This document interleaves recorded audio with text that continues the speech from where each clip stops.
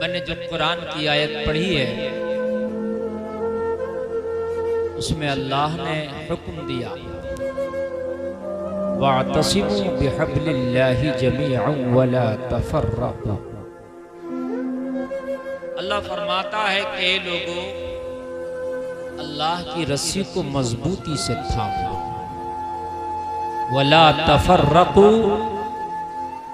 और टुकड़ियों में ना बंटो, आप आपस में तफरीक ना करो, टुकड़े टुकड़े अपने आप को ना करो। अल्लाह फरमाता है कि अल्लाह की रस्सी को मजबूती से पकड़ो, इतनी मजबूती से पकड़ो कि शैतान बरगलाने की कोशिश करे, छुड़ाने की कोशिश करे तो छुड़ा ना सके, बरगलाने की कोशिश करे तो बरगला ना सके। इतनी मजबूती से अल्लाह की रस्सी को पकड़ लो, और यही रस्सी जो आप पकड़े हुए रहेंगे, अल्लाह की रस्सी, यही रस्सी कब्र में आपको कामयाब बनाएगी, यही रस्सी मैदान महशर में आपको कामयाब बनाएगी, यही रस्सी पुल सिरात से आपको गुजार के पार कराएगी।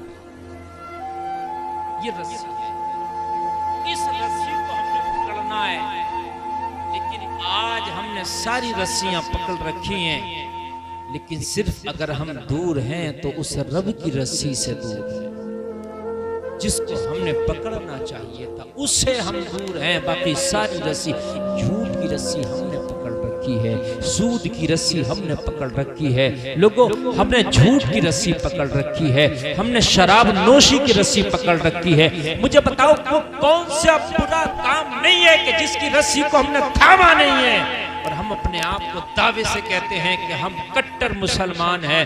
मेरे भाई, जबान से नहीं होता कट्टर मुसलमान, अल्लाह की रस्सी को मजबूती से पकड़ने से होता कट्टर मुसलमान। इतनी मजबूत होना चाहिए कि शैतान आए और कोशिश करे आपको बरगलाने की। वो कोशिश करता अल्लाह की रस्सी को छुड़वाने की, लेकिन आपने अल्लाह की रस्सी को छोड़ दिया। कितने तरीके से कोशिश करेगा अल्लाह की रस्सी को छुड़वाने की? लाखों तरीके हैं उसके पास, कोई एक उसके पास तरीका नहीं है। आप सोच रहे हैं किसी एक तरीके से छुड़वाएगा? लाखों तरीके हैं, हजारों तरीके हैं, सैकड़ों तरीके हैं। शैतान को पता है कि जब ये इंसान अल्लाह की रस्सी को पकड़े रहेगा तो वली बन जाएगा, अल्लाह की रस्सी को पकड़े रहेगा जन्नती बन जाएगा, अल्लाह की रस्सी को पकड़े रहेगा मोमिन कामिल बन जाएगा, अल्लाह की रस्सी को पकड़े रहेगा दुनिया में कामयाब हो जाएगा, अल्लाह की रस्सी को पकड़े रहेगा कब्र में कामयाब हो जाएगा, अल्लाह की रस्सी को पकड़े रहेगा मैदान महशर में कामयाब हो जाएगा। सुभान अल्लाह।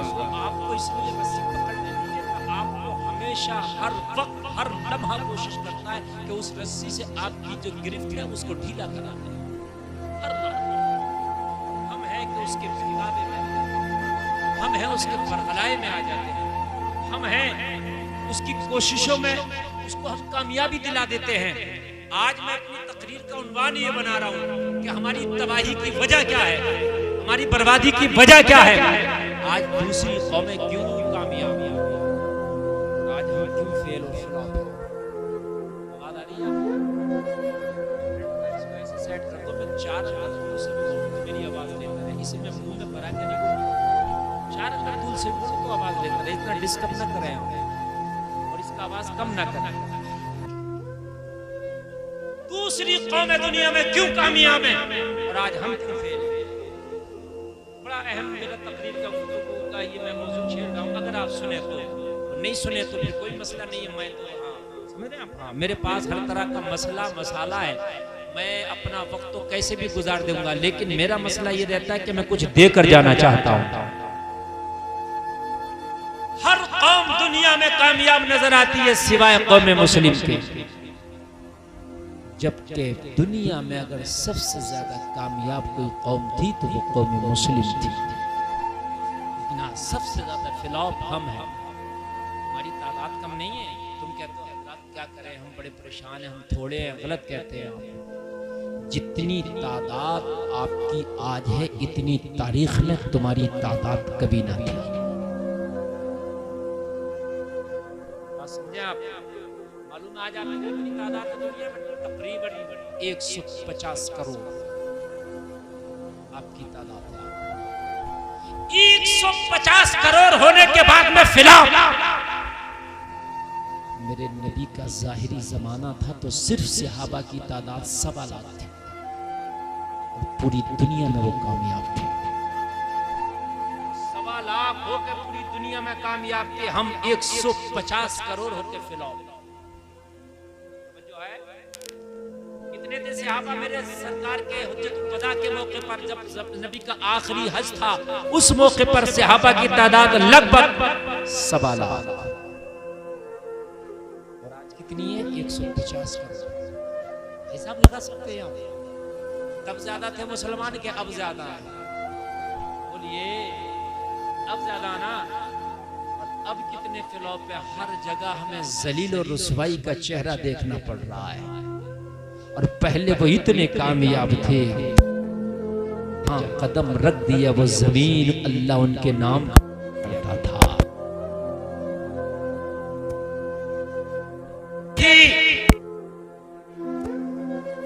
कि उन्होंने अल्लाह की रस्सी को मजबूती से थामा था। आज जो हजारों खुदाओं को मानते हैं वो एक प्लेटफॉर्म पे है, जो एक खुदा को मानते हैं वो 1000 प्लेटफॉर्म पे। जो हजारों खुदाओं की परस्तिश पूजा करते हैं वो एक प्लेटफॉर्म पे नजर आ रहे हैं, और जो एक खुदा को मानते हैं वो आज हजारों टुकड़ियों में बटे नजर आ रहे हैं। कम करो भाई, जरा को कम करो, तुम्हारे भी समझ में आना चाहिए बात साहब। मैं बात समझ में आ गई आपके? जो हजारों खुदाओं को मानते हैं वो आज एक प्लेटफॉर्म पे, और जो एक खुदा को मानते हैं वो हजारों प्लेटफॉर्म पे। मेरे भाई, हमारा कोई एक प्लेटफॉर्म नहीं रहा। यही वजह है कि आज हम दुनिया के अंदर फ्लॉप होकर रह गए। आज दुनिया के अंदर हम तबाह होकर रह गए। आज शैतान ने हमसे अपनी मनमानी करा ली और हम शैतान के पीछे पीछे चलते रह गए। वरना मुसलमान तेरी ये ताकत है, एक ईमान वाला, एक तू तो बहुत है, एक ईमान वाला खुदा की कसम जहां कदम रख देना जमाना उसके कदम को हिला ना सके। जमाना उसके कदम को हिला ना सके। एक ईमान वाला अगर जहां कदम रखे तो बहुत हो। बेईमान लाखों करोड़ों भी हो तो खुदा की कसम बेकार है किसी काम के। बेईमान लाखों करोड़ों हो किसी काम के नहीं। ईमान वाला अगर एक भी है तो अल्लाह उसके ईमान की ताकत से खुदा की कसम दुनिया को हिला देगा। ईमान मजबूत करने की जरूरत है, ईमान पुख्ता करने की जरूरत है। ईमान मजबूत अगर होगा तो फिर आपकी कामयाबी ऐसे सर चढ़ के बोलेगी कि दुनिया जमाना तुम्हारा कुछ नहीं कर सकता। इसलिए कि किसी की सपोर्ट के लिए हुकूमत, किसी की सपोर्ट के लिए बादशाह, किसी की सपोर्ट के लिए राजा, किसी की सपोर्ट के लिए महाराजा, और तू कितना खुश नसीब होगा कि तेरी सपोर्ट के लिए परवरदिगार होगा। ये छोटी बात नहीं है। किसी की सपोर्ट अगर अल्लाह करने लगे ना मेरे भाई, अल्लाह अगर किसी की सपोर्ट करने लगे तो फिर हालात कुछ भी हो, मामलात कुछ भी हो, अल्लाह की सपोर्ट का ही झंडा बुलंद होता है। जोर से कह दो और जोर से बोलो। यूसुफ को भाइयों ने कुएं में डाल दिया ये समझ के कि मर जाएगा। सुना आपने किस्सा हज़रत यूसुफ का? भाइयों ने कुएं में डाल दिया कि मर जाएगा, लेकिन सपोर्ट अल्लाह की थी। कहा तुम कहते हो मर जाएगा और अल्लाह कहता है मेरा यूसुफ कुछ कर जाएगा। भाइयों ने कुएं में डाला कि यूसुफ मर जाएगा और अल्लाह की सपोर्ट थी। अल्लाह ने क्या किया मालूम है आपको? हजरत यूसुफ को कुएं से निकलवाया, और निकलवाने के बाद हजरत यूसुफ को कहां भेजा मालूम है? किनान के में, और किनान से हजरत यूसुफ मालूम है कहां पहुंचे? मिस्र के बाजार में, और मिस्र के बाजार से मालूम है कहां पहुंचे? अजीज मिस्र की हवेली में, और अजीज मिस्र की हवेली से मालूम है कहां पहुंचे? कैद खाने में। दुनिया सोच रही थी कि मामला फिर बैक में चला गया, यूसुफ तो फिर चले गए कैद खाने में, लेकिन बन के फानूस जिसकी हिफाजत हवा करे वो शमा क्या बुझे जिसे रोशन खुदा करे। बेशक सुभान अल्लाह। हजरत यूसुफ को 12 साल की कैद सुना दी। तवज्जो करना, मैं ये तफसील से किस्सा नहीं सुनाना, बहुत शॉर्ट में आपको तक पता चले। और ये कुरान के हवाले से बोल रहा हूँ, सूरह यूसुफ 12वें और 13वें पारे में ये पूरा किस्सा है जो मैं बयान कर रहा हूँ। हजरत यूसुफ को 12 साल की कैद खाने में डाल दिया गया, लेकिन जब अल्लाह चाहता है तो जमीन से उठा के आसमान पे पहुंचा देता है। जब अल्लाह चाहता है तो आसमान से गिरा के जमीन पर पटक देता है। हमारे पास यही तो है, 4 पैसे आके तो सीना फुला लिया हमारे पास, और परेशानी आई तो रोने लगे। मेरे भाई, हर हाल में अल्लाह का शुक्र अदा करो, और अगर तरक्की अल्लाह दे दे, हुस्न दे दे, जवानी दे दे, ताकत दे दे, पैसा दे दे, माल दे दे, दौलत दे दे, पद दे दे, अधिकार दे दे, तो कभी किसी गरीब को सताना मत, सीना तान के ना चलना। अल्लाह फरमाता वला तमशी फिल अर्दी मराहा, लोगों जमीन में अकड़ के ना चलो, किसी को सताओ मत, किसी को खींचो मत, किसी को जो है तकलीफ ना दो, इसलिए कि अल्लाह अगर चाहेगा तो अभी तेरी बुलंदी को पस्ती में बदल देगा, अल्लाह चाहेगा तो तेरी उड़ान को जमीन में मिला देगा, अल्लाह चाहेगा तो तेरी सांसें लेकर तुझे कब्र के गड्ढे में ढकेल देगा। अल्लाह से हमेशा डरते रहना चाहिए। हजरत यूसुफ को 12 साल की कैद, अब अल्लाह का करम देखे, अल्लाह का करम होता है ना तो ऐसे बरसता कि छप्पर फाड़ के बरसता।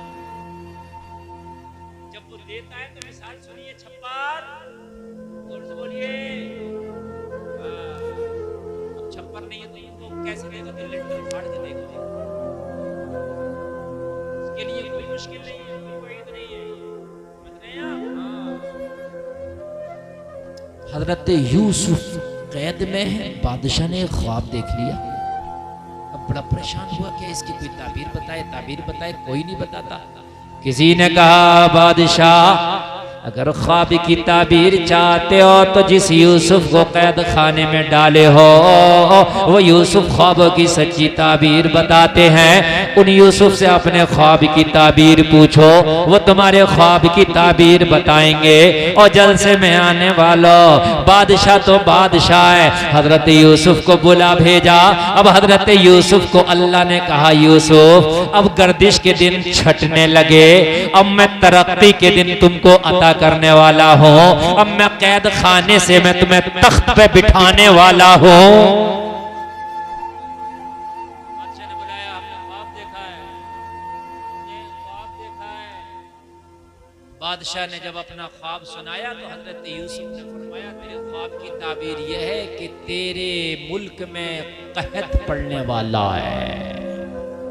क्या पड़ने वाला है? कहत।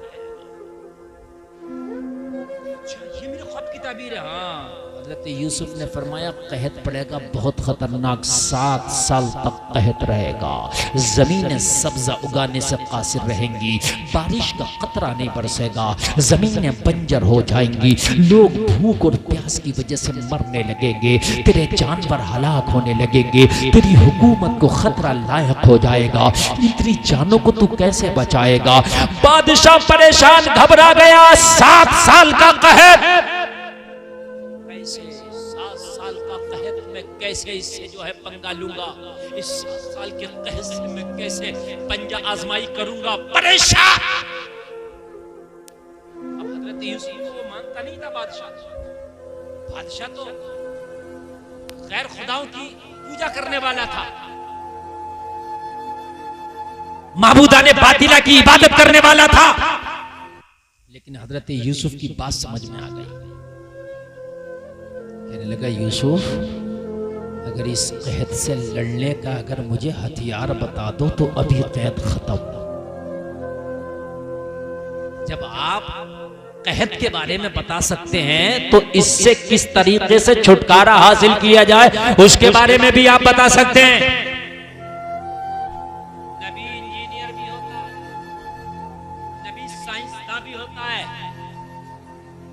नबी डॉक्टर भी होता है, नबी अपने वक्त का बेहतरीन लेक्चरर भी होता है।